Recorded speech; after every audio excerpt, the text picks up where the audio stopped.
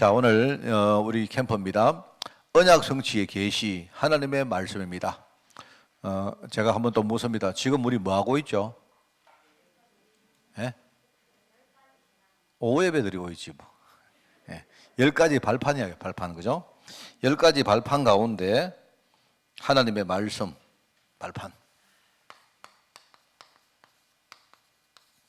10가지 발판입니다, 그죠? 그래서 하나님의 말씀, 우리 성경 말씀을 이제 이야기합니다. 그래, 하나님 언약이 우리에게 이 계시된 것이 바로 하나님의 말씀 성경입니다, 그죠? 그래서 여러분이 이 부분이 굉장히 든든해야 됩니다. 어떤 사람이 제게 이런 질문을 하더라고요. 복음 전해봤는데 어떤 사람이 그리스도 이야기를 했거든요. 창세기 3장 이야기를 하고 영적 이야기를 다 하니까 자기가 말은 다 알아듣겠는데 자기가 거기에 대해서 확인이 필요하다는 거예요. 내한테 증거를 내라는 이야기입니다. 자기도 믿을 마음이 있는데 근데 증거를 내한테 좀 보여달라. 증거는 없다. 증거는 뭐냐니까 성경 말씀이다. 근데 그 사람이 하는 말이, 그럼 이 성경 말씀이 과연 그러면 증거가 될 수 있는 확증이 있겠느냐? 왜? 자기가 알기로는 성경이 사람이 있었고 사람이 기록했고, 그죠? 이게 이제 뭐 번역도 되고 여러 가지 있는데, 그런데 그럼 이 성경을 어떻게 우리가 믿느냐? 이제 그 이야기입니다. 그래서 내가 생각할 때는 다른 방법은 없다. 내가 얼마든지 설명해드리고 얼마든지 납득을 시켜드릴 수 있는데 성경 말씀 자체가 믿기지 않는 데는 그러면 나는 내가 할 수 있는 방법은 없다.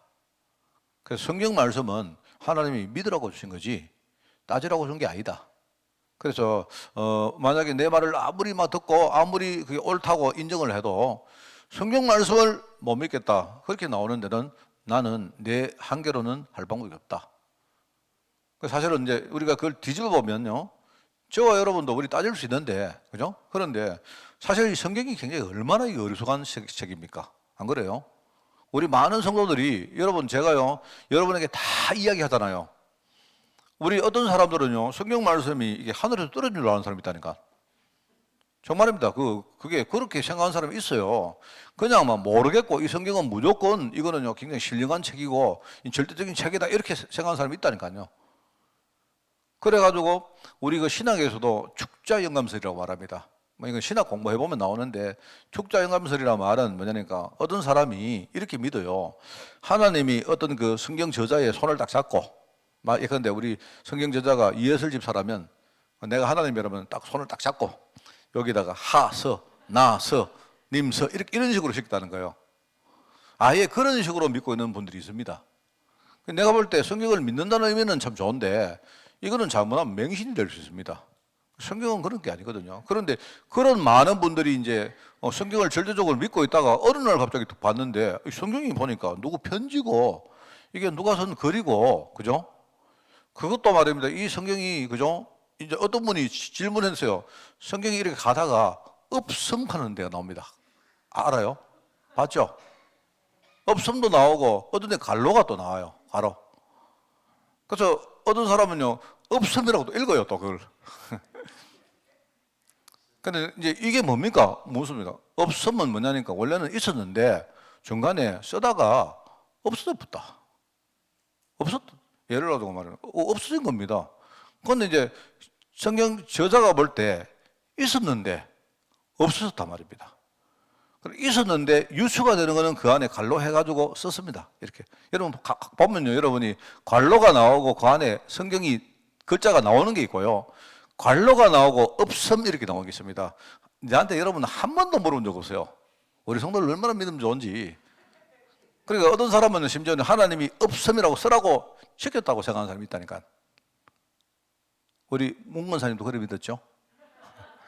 그래, 여러분 진짜입니다. 그래서 없음이란 말은 성경 저자가, 편집자가 성경을 편집을 하다가 분명히 있긴 있는데, 옛날에는 여기 절수가 이게 전부 다 두루마리로 되어 있기 때문에, 그죠? 있는데 이게 유실이 됐다든지 훼손이 돼가지고 뭐 말인지 모르겠다. 있기는 있는데 알 수가 없다. 그게 없음이고요.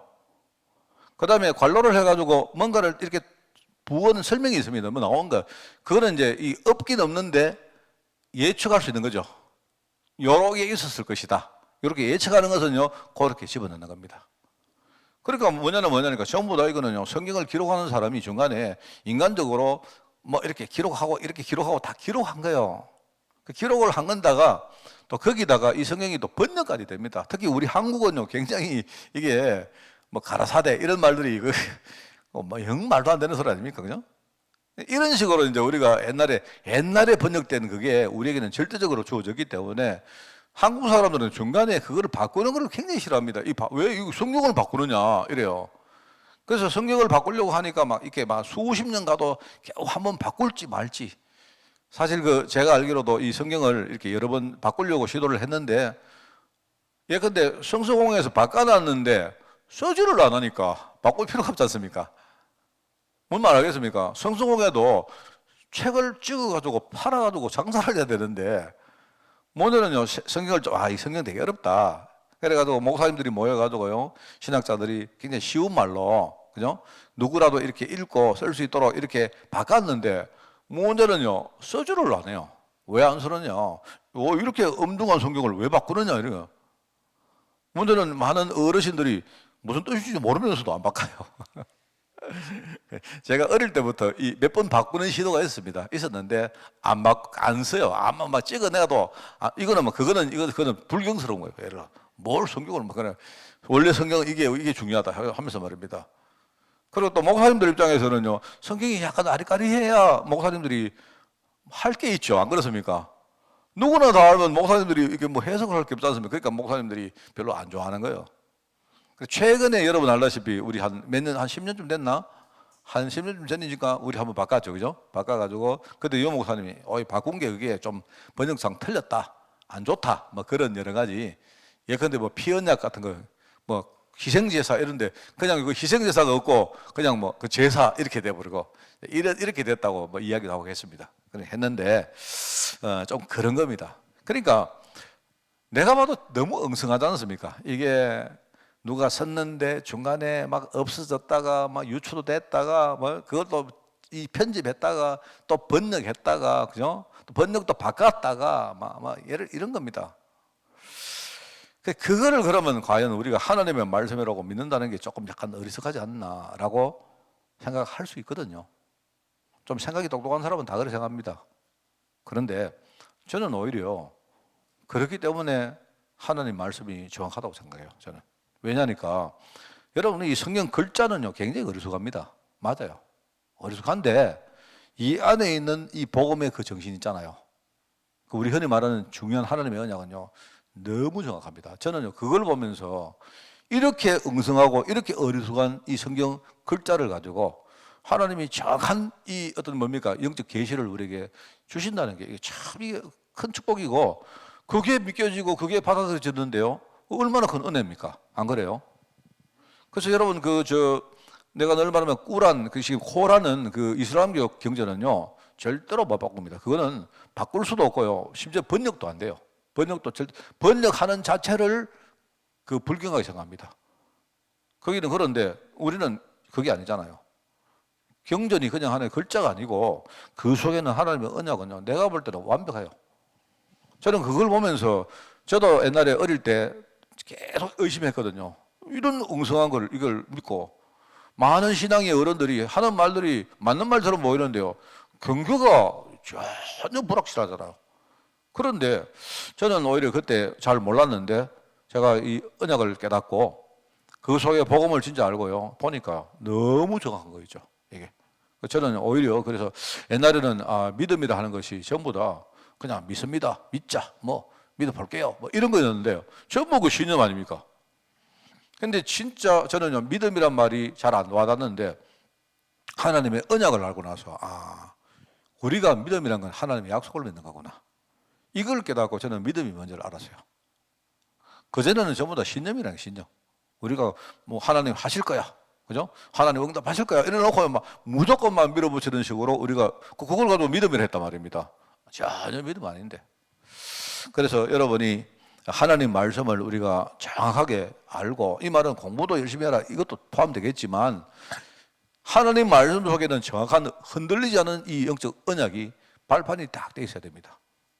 그렇습니다. 그래서 아까도 말했지만 그분이 제게 이렇게 그 반론을 제기한 거 저는 타당하다고 생각합니다. 우리가 메시지 전하는 거 전부 다 성경 말씀이 맞다고는 가정하에서 그게 우리가요 메시지를 만들어 놨거든요. 그럼 만약에 성경 말씀이 틀린 말이면 그럼 아무 소용없는 거 아닙니까? 그죠? 그런데 그게 우리가 믿겨지고 그게 정말 우리가 믿을 수 있는 은혜를 받았다는 것이 얼마나 큰 참 축복인지 몰라요, 저는 정말 계속 따지는 거 좋아했던 사람으로 살았으면요. 아직도 언약 모르고, 아직도 내가 빌빌거리고, 아직도 흔들리고, 아직도 말입니다. 우리 흔히 말하는 완전히 우리 덮보답이랑 완전 잡놈으로 살을 거죠. 잡놈 신앙인으로 살을 겁니다. 이러다가 아마 내가 모르긴 몰라도 지금쯤 되면 내가 목사 안 돼도 한 장로쯤 안 됐겠습니까? 이래가지고 머리만 크다랗게 해가지고 아는 거는 많아가지고 막 가르치 샀고 말입니다. 이러는데 실제로 내 속에는 수본 문제 하나도 해결을 못하고 계속 말입니다. 이 어떤 영적 흐름, 틀린 흐름 속에 안 살았겠습니까? 저는 참 그 감사해요, 정말. 그래서 언약 성취의 계시가 하나님의 말씀을 통해서 우리에게 주어졌다. 참 감사합니다. 그래서 오늘 서론 보니까 지금 사람들이 종교 생활의 벽을 넘지 못하고 얼마나 연약하게 사는지 모르죠. 여러분 그거 아셔야 됩니다. 그래서 우리가 무지하다.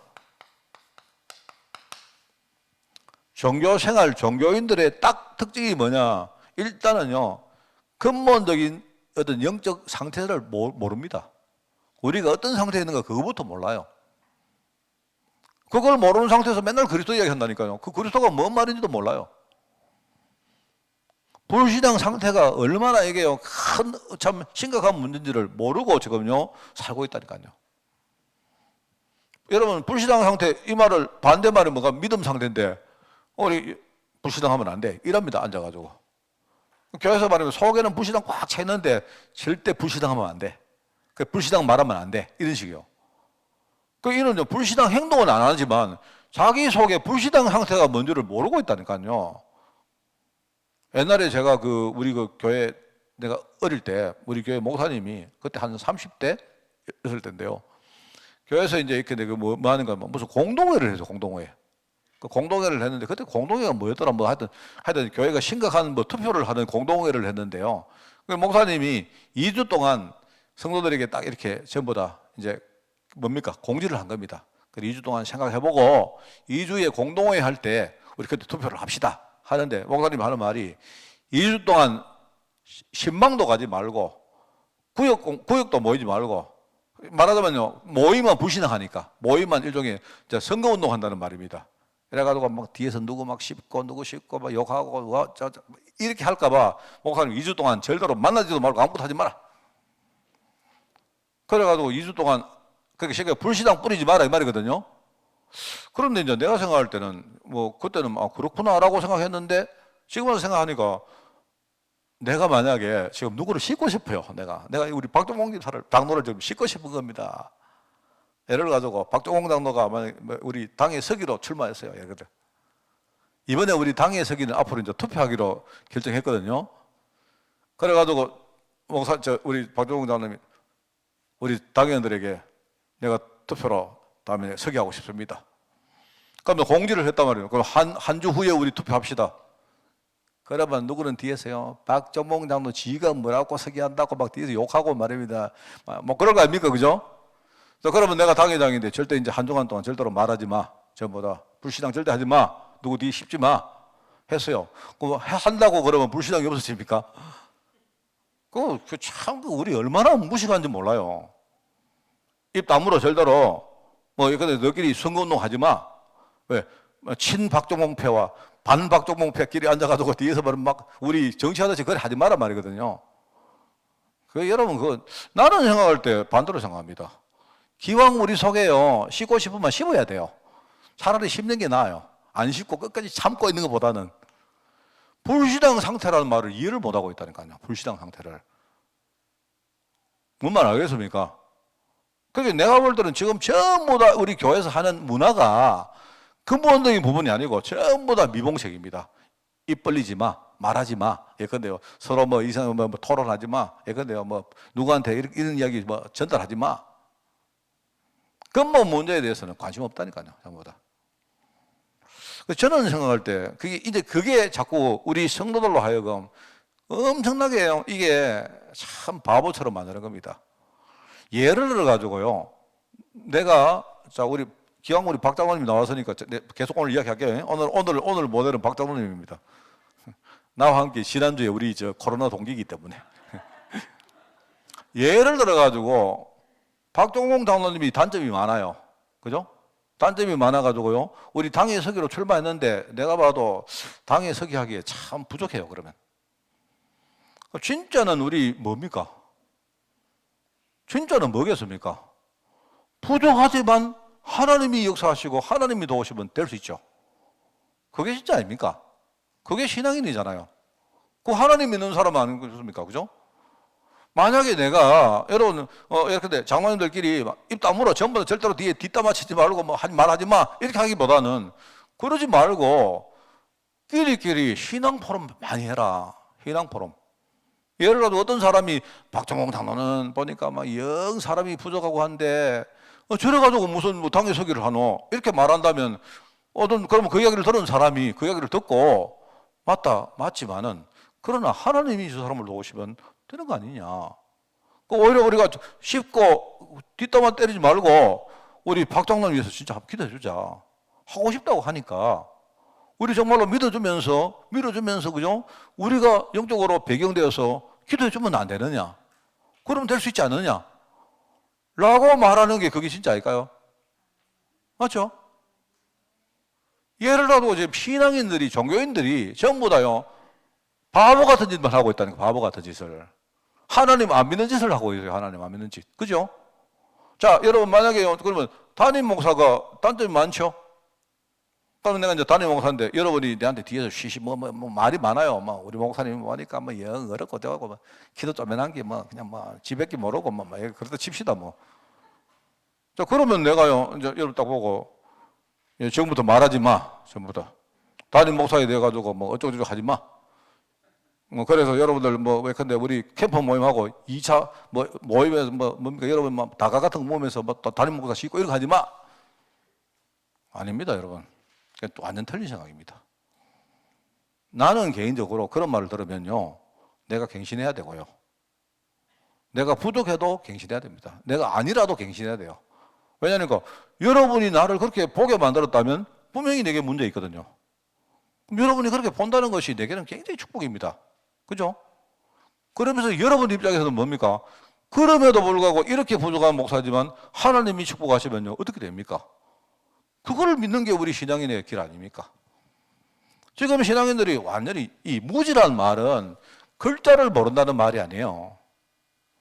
이게 지금요, 우리 현실입니다. 영적 무지. 완전히 불신앙 상태를 벗어나지 못하고 있는 겁니다. 그러다 보니까 이게 어느 날 우리 속에 숨은 문제가 딱 있는데 이걸 치유를 못 받아요. 사단이 얼마나 우리 건드는 줄 아시죠? 아시죠, 여러분? 아마 알 겁니다, 여러분. 내 마음이 뭔가 희한하죠. 우리 울고 싶을 때 뺨 때려준다 안 합니까? 그 격으로요. 오늘 아침에 딱 일어났는데 오늘 날도 비도 슬슬 오고 안 그래도 말입니다. 오늘만 좀 집에서 좀 비대면 예배를 하면 좋겠는데 근데 마침 목사님 코로나 걸렸다 하니까 잘 됐어. 내가 지난주 보니까 다 안 나왔어요, 다. 그래, 잘 됐다. 그냥 나도 쉬는데 여러분이 쉬시니까 내 되게 기분이 좋았습니다. 안 그러면 내가 부담됐을 건데 보니까 다 쉬시더만. 그래가지고 그냥 그렇습니다. 근데 내가 오늘 나왔기 때문에 여러분 또 나와셔야 됩니다. 그게 내가 무슨 말인가 하면 이제 우리든 그런 게 있어요. 희한하게도 꼭 이상하죠. 여러분이 이상하게 내가 왜 영적으로 자립하는 쪽으로 안 가고 나도 모르게 자꾸 우리는요 지는 쪽으로 갈까요? 왜 그럴까요? 왜 그렇겠습니까? 만약에 우리 조장로님이 오늘 그냥 내 나원들이 이야기할게요. 조장로님이 목사님 오늘 아침에 일났는데 몸이 조금 안 좋은 것 같아요. 코로나 검사해보니까 음성은 나왔는데 혹시 그래도 그러면 난 뭘 하겠습니까? 아침에 이제 전화가 왔습니다. 나한테 조장로님이 목사님 오늘 교회 갈까요 말까요? 교회 가서 혹시 내가 코로나 양성인데 몰라서 내가 옮기면 어떻게 하죠? 자, 그러면 나는 뭐라고 하겠습니까? 내가 뭐라 할 줄 아는 사람. 여러분 저를 잘 알면요 내가 뭘 할지 뻔하게 알아요. 나는 거의 99.5% 알아서 하기 소이랍니다, 저는. 자, 그러면 알아서 하기라는 말은 뭐 말입니까? 그거는요, 여러분 상황 판단은 두 가지가 있습니다. 알아서 하시라는 말은, 자, 나는요, 우리 장로님에게, 그죠? 아주 최대치를 요구하는 거예요. 장로님, 교회 나오셔야죠. 이렇게 말하기 싫어요. 알아서 나오시라 이 말입니다. 장로님이 내가 지금요, 뭐 장로인데 내가 장로님 보고, 교회 안 나와도 돼요. 이렇게 말해야 됩니까? 조금 코로나 때문에 우리가 이게 뭡니까? 주눅 들고 해도, 아니다. 내가 교회 와서 좀 조심하고, 근데 구석에서 예배하더라도, 내가 오늘 교회, 진짜 내가 교회를 지켜야 되겠다. 이런 마음으로 오셔야지요. 안 그렇습니까? 자, 그러면 또 한 가지는 뭡니까? 알아서 하시, 목사님, 알아서 하겠습니다. 알아서 쉬겠습니다. 그겁니까? 내가 뭘 말씀을 드리려고 하는가 하면요. 보통 분들이 우리 속에는 숨은 문제가 어떤 게 있는가 하면요. 알아서 하라고 하면 볼 것도 없이 알아서 안 옵니다. 알아서 지는 쪽을 택해요. 알아서 나를 약화시키는 쪽을 택합니다. 알겠습니까? 그게 숨은 문제란 거예요. 그게. 제 말은 오셔야 된다 이런 뜻이 아닙니다. 힘든데 오시라 그런 뭐 내가 의지를 말하는 게 아니다 말입니다. 우리 안에는요 끊임없이 사단이 노리고 있는 부분이 있는데 우리는요 걸핏하면 걸려요. 하는 순간 또 걸려요.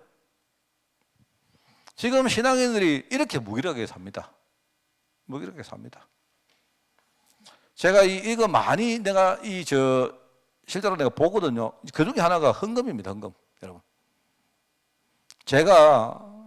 저는 그 경제 문제를 처절하게 당한 사람입니다. 내가 얼마만큼 내가 여러분에게 낱낱이 이야기 다 합니다.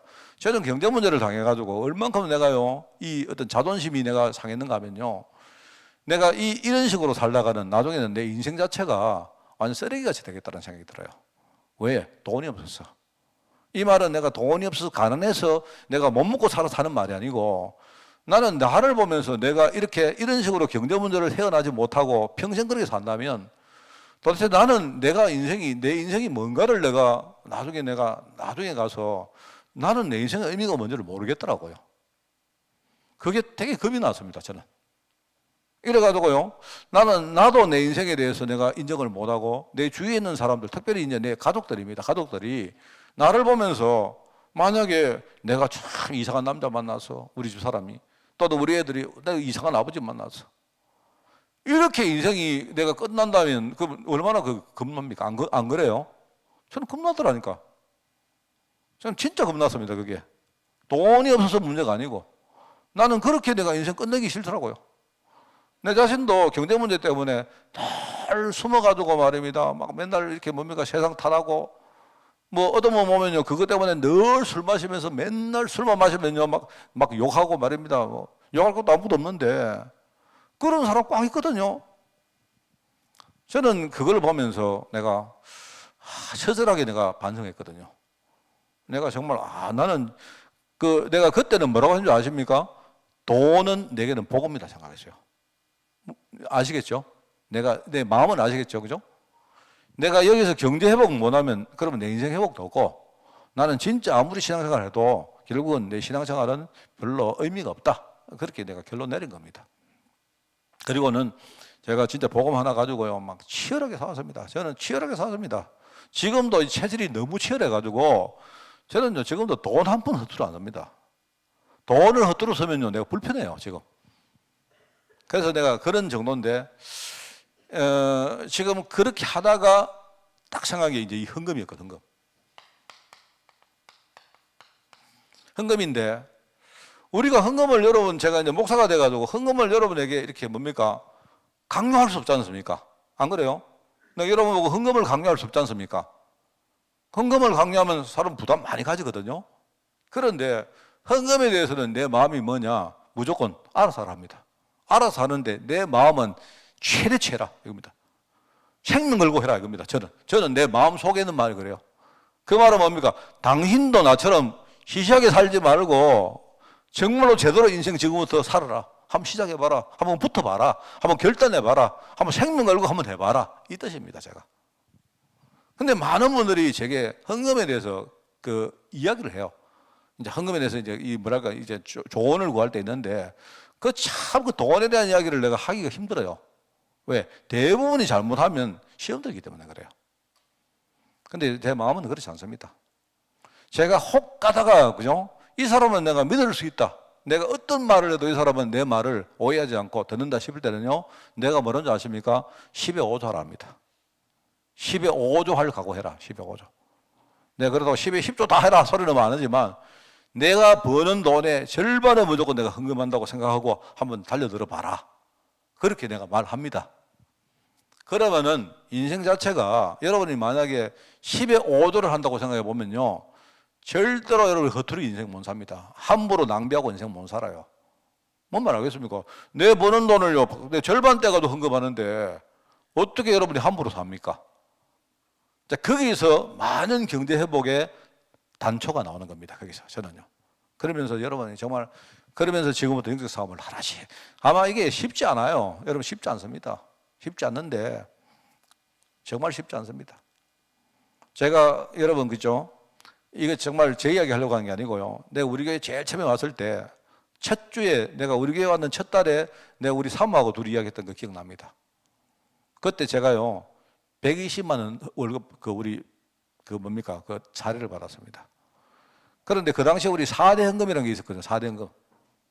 그래가지고 우리 4대 헌금을 하자 해가지고 신앙이 그때 헌금에 대해서 내보다 우리 사모가 훨씬 낫습니다. 왜냐니까 나처럼 이렇게 경제 문제에 걸려본 그런 그 상처가 별로 없기 때문에. 이래가지고 그때 4대 헌금을 우리가 아니 뭐 4를 받았는데 이 아무것도 하지 않아. 이 가지고 뭘 어디다가 바릅니까? 그런데 그때 첫 달에 우리 사모하고 내하고 이야기했던 거 기억나는 거 모르겠어. 제가 이래 하지 말고 역순으로 하자. 우리가 해야 될 헌금부터 먼저 한번 정해보자.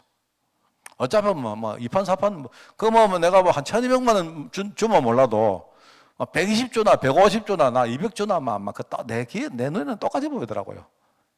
이렇게 했는데요. 그때 우리가 4대 헌금을 우리가 해보자 정했는데 얼마 했는 줄 아십니까? 105만 원 했어요. 105만 원. 그런데 그때요, 우리 딱 결단하고 하자 해가지고 했어요. 저는 좀 이상한 말인데, 저도 그렇고 우리 교회 경제 한 번도 어려운 적 없었습니다. 이제 뭐 저도 갈등하고 많이 중간 과정 많이 있겠죠. 그냥 있는데, 저는 그때 그 결단에는 이런 것들이 하나님이 정말로 기뻐하셨다고 저는 그래 봐요. 저는 그 이후로 경제 때문에 제가요 시달린 적 한 번도 없습니다. 진짜 한 번도 없습니다. 한 번도 없습니다. 차고 넘칩니다. 목사님 어디서 차고 넘칩니까? 안 가르쳐줘요. 차고 넘칩니다. 여러분. 저는요 어마어마한 축복들을 많이 받았습니다. 더 이상 알려고 하지 마시라니까요. 제가 도둑질하고 어디 왔습니다. 알겠습니다. 그냥 그래 생각하세요. 알겠습니다. 목사님 어디 투잡했겠지. 예, 투잡했습니다. 밤에 제가 가가지고요. 제가 밤에 뭐 이렇게 뭐 택배도 하고 뭐 다 했어요. 다 해. 뭐 그래 생각하시란 말입니다. 하나님이, 저는요 옛날에는 그런 말 안 믿었던 사람이라니까요.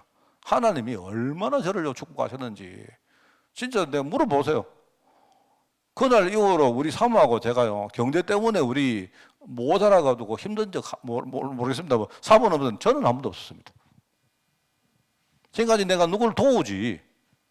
저는 목사님들 모이면요 밥 잘 사는 사람으로 유명합니다. 제가요 저는 밥 10번 먹으면요 거의 한 7, 8번 이상 내가 밥 사요. 일부러 내가 삽니다. 나는 절대로 경제에 안 먹이려고. 제가 오늘 서론 너무 기가 뒤에는 뭐 알 필요도 없습니다. 이러니까 전혀 삶에서 응답을 못 받고 사는 거죠. 지금 우리 종교인들이 이렇다니까요. 자, 그래서 오늘 말씀을 5가지 말하고 마치겠습니다. 자, 그래서 이게 오늘 언약 계시, 언약 성취 계시가 하나님 말씀이기 때문에 우리가 제가 5가지 성경 말씀을 소개하고 끝낼게요. 첫째는 호세아서 4장 6절 말씀입니다. 이게 이렇게 나옵니다. 내 백성이 지식이 없음으로 망했다. 여러분이 왜 망했는가 하니까 성경 말씀을 몰라서 망한 거예요. 뭔 말 알겠습니까? 바로 요놈 이야기하는 거예요. 요놈. 이거 여러분 이게 내 백성이 지식이 없음으로 망했다. 네가 지식을 버렸기 때문에 나도 너를 버려서 제사장이 되지 못하게 할 것이다. 이 말입니다. 그만큼 여러분이 성경 말씀하는 게 중요한 거예요. 다시 말하면 성경 말씀이야말로 뭡니까? 하나님 언약의 유일한 계시가 성경 말씀입니다. 뭔 말 알겠습니까?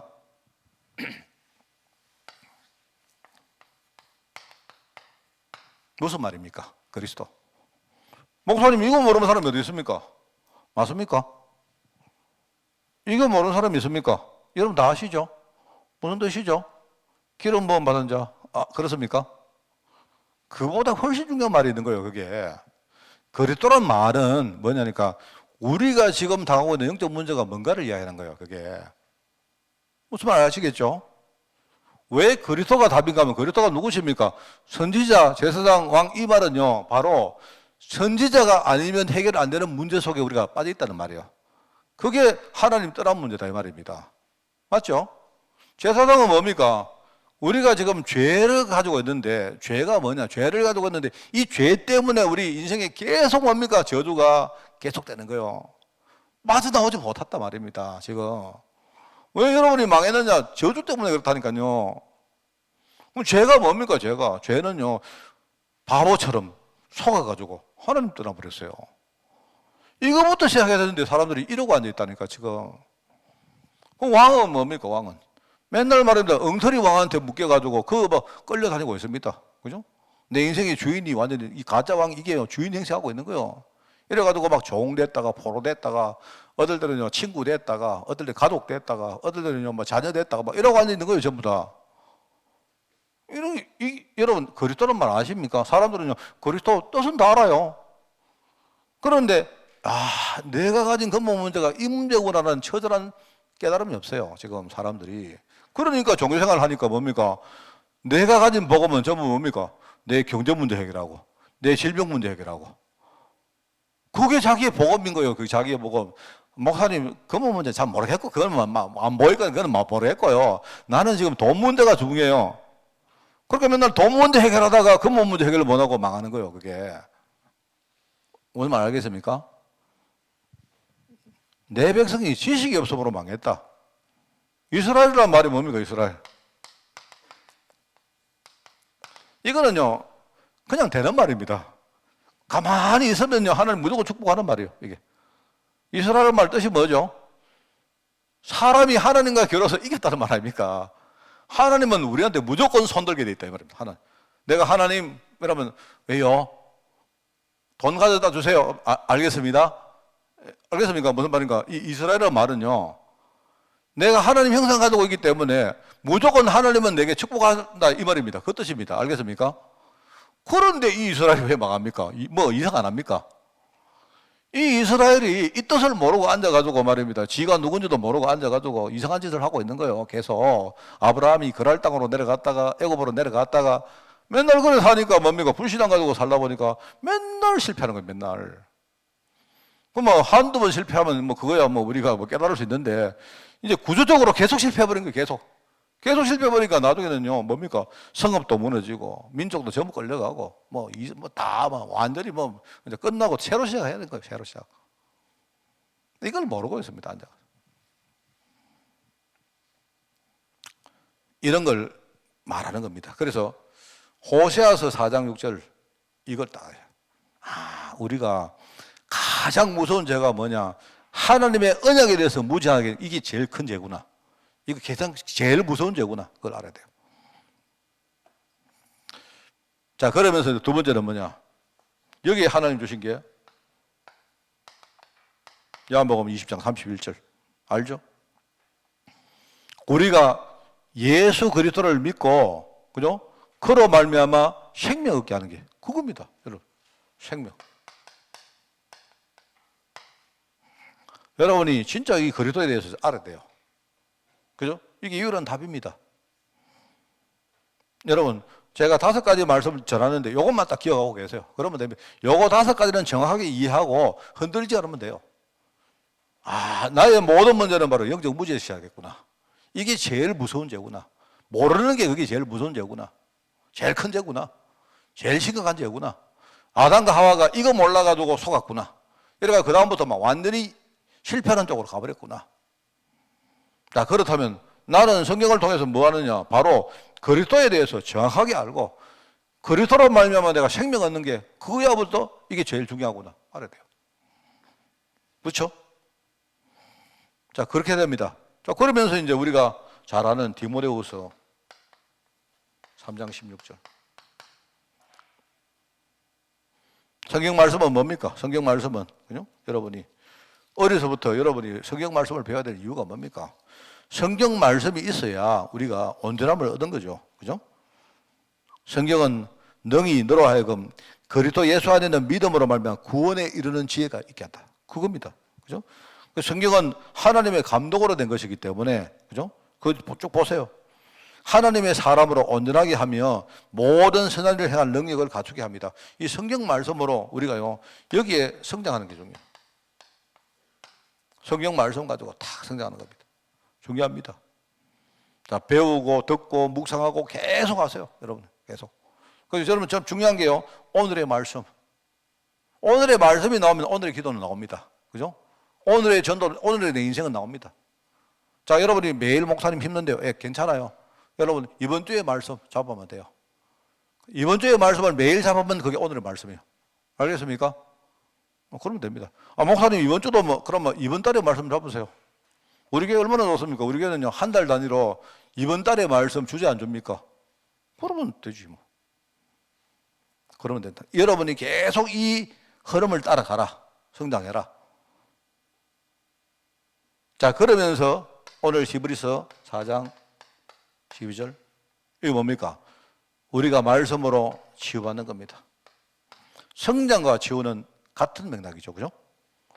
우리가 성장은 계속 말씀을 따라가는 것이라면요, 치유는 그 사이사이에 중요한 나의 영적 문제를 시도로 말씀 가지고 치유해가는 것을 말한 거예요. 자, 그러면서 한 가지는 뭐냐? 이사야 40장 8절입니까? 8절이죠. 8절. 풀은 마르고 꽃은 시드나 우리 하나님의 말씀은 영원히 서리라가 아니고요, 서리라 하라. 이게 중요합니다. 뭐 말인가? 그렇게 말해라 이 말입니다. 이거는요, 우리가 이 말씀을 전가하는 걸 말하는 거예요. 여러분이 우리 하나님의 말씀은 영원히 서리라 하라 이 말입니다. 알겠죠? 가셔가지고 할 수 있다면 말씀 전가하세요. 만약 그게 힘든 분들은요, 교회에서 말씀을 전가하는, 말씀을 가르치는 교사 사역, 여러분 이런 것들을 하시고 캠프팀에 가시거든요. 우리 캠프팀을 이끄는 분들은 말씀을 여러분 자꾸 이렇게 잘하려고 하지 말고 살아있는 말씀을 한번 전해봐요. 여러분 이번 주 말씀을 딱 정리해가지고 설명도 해주고 적용도 해주시고 이런 식으로 여러분이 해봐요. 요것만 합니다. 그 제일 중요한 거는 이유가 뭐냐 이겁니다. 이거. 저는 요 5가지 말씀을 여러분이 딱 기억하고 계시면 여러분은 아마 굉장히 큰 응답을 받을 거예요. 이게. 그래서 성경 말씀의 내용은 뭐다? 구원의 길인 복음을 기록되어 있고, 그다음에 영적 현실에 대한 지식을 전달하고, 우리 성도들의 삶의 지침을 이야기하고, 다가올 미래 시대의 세상에 대한 경고의 말씀이 성경에 담겨 있다. 그래서 제가 이제 그 복음 편지다, 백과사전이다, 영적 표지판이다, 나침반이다 이렇게 한번 써봤습니다. 제가 성경 말씀에 이런 거다 말입니다. 그러면서 말씀을 제대로 붙들면 거기서 진단이 나오고 치유가 되어지고, 그 다음에 그것이 나를 성장시키고 어떻게 됩니까? 내가 복음을 전거할 때에 또 복음의 제자가 일어설 수 있다. 그래서 제일 중요한 결론이 뭐죠? 매일 말씀을 누리는 성도가 되라. 말씀을 배우는 시간, 말씀을 묵상하는 시간, 말씀을 가르치는 시간. 꼭 이거 해보세요. 이 3가지를 합친 것을 가지고 캠프라고 말합니다. 알겠죠? 강단의 은혜, 성령의 인도, 현장의 실제적인 역사를 체험하는 이런 것들을요 해보세요. 그래서 이번 좀 코로나가 끝나면, 좀 끝난다기보다는 조금 누그러지면요, 우리 교회가 말씀 캠프 팀들을요 이제는 좀 전체적으로 구성을 하고, 저도 우리 조장로님이 그런 지금 기도하고 계시기 때문에 이런 팀들과 함께 제가 전체 우리 교회를요 이렇게 순회하면서 말씀 캠프를 우리가 제대로 할 수 있는 그런 팀들을 만들고 또 도와주고 하는 그런 일들을 하겠습니다. 여러분 하나님의 말씀 위에 승리하시고 든든히 서는 여러분 되시기를 바랍니다. 하나님 감사합니다. 언약 성취의 계시로 우리에게 축복의 말씀을 주셨으니 너무나 감사를 드립니다. 이 말씀 위에 든든히 설 수 있도록 우리의 영원한 발판이 될 수 있도록 주님이 축복하시고 이 말씀을 늘 누리는 성도들로 저희들 인도하여 주옵소서. 특별히 하나님 우리 후대를 위해서 기도합니다. 어릴 때 이 말씀을 깨닫고 그 말씀의 발판 위에 든든히 서는 한 시대 미래의 중직자가 되게 하시고 우리 아이 위해서 우리 교회가 정말로 기도하는 영적인 사령탑이 될 수 있도록 우리 교회를 축복하여 주옵소서. 감사드리며 예수님의 이름으로 기도드리옵나이다. 아멘. 우리 주 예수 그리스도의 은혜와 하나님의 그 놀라운 사랑하심과 성령님의 지금 함께 하심이 하나님의 말씀 위에 든든히 서기를 원하는 모든 죄종들 머리 위에 지금부터 영원까지 항상 함께 계실지어다. 아멘.